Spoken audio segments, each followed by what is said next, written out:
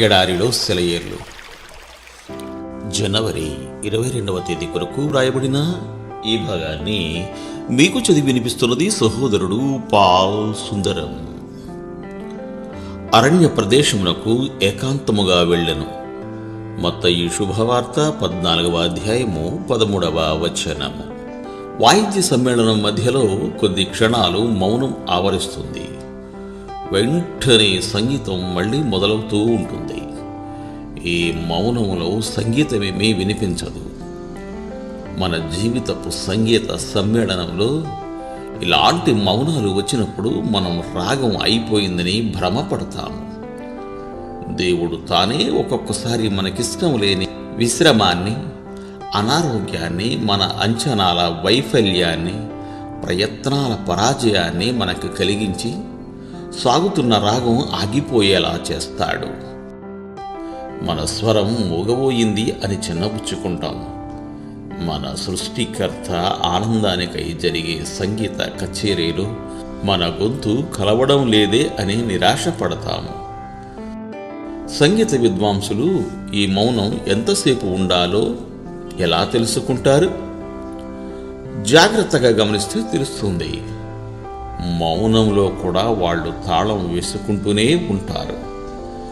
ఆ తాళం ప్రకారం ఖచ్చితమైన సమయానికి సంగీతం మళ్ళీ ఎత్తుకుంటారు. మన జీవన రాగాలను కూడా దేవుడు తాళం వేయకుండా ఆలపించడు. రాగం ఏమిటో తెలుసుకోవడం మన విధి. అది తెలిస్తే మౌనం ఎంతసేపు ఉంటుందో తెలుస్తుంది. ఈ మౌనాలు సంగీతానికి అడ్డురావు, తాళాన్ని అధిగమించవు, పాటలోని మాధుర్యాన్ని చెడగొట్టవు.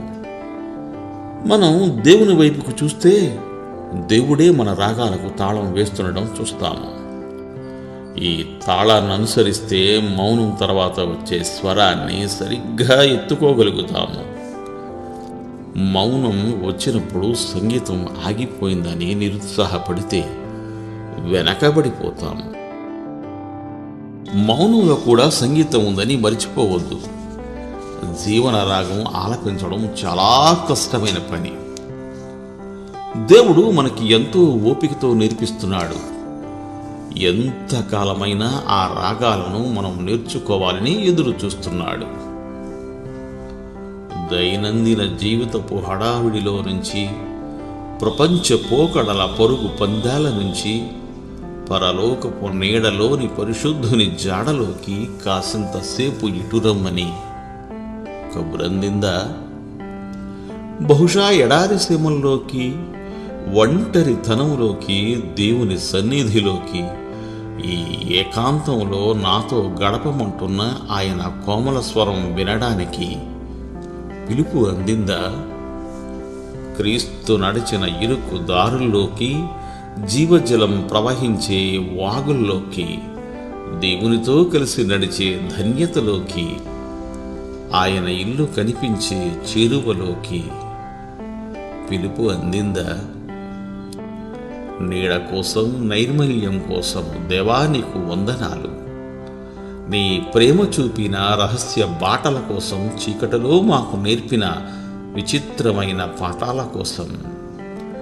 అన్నిటినీ అందంగా నిర్వహిస్తాడు. ఆయనతో ఉంటే మన భారం వహిస్తాడు. నీ సిలువ నీడలో, ఏకాంతంలో నన్ను పిలిచినందుకో దేవా, ఇవే నా నివాళులు.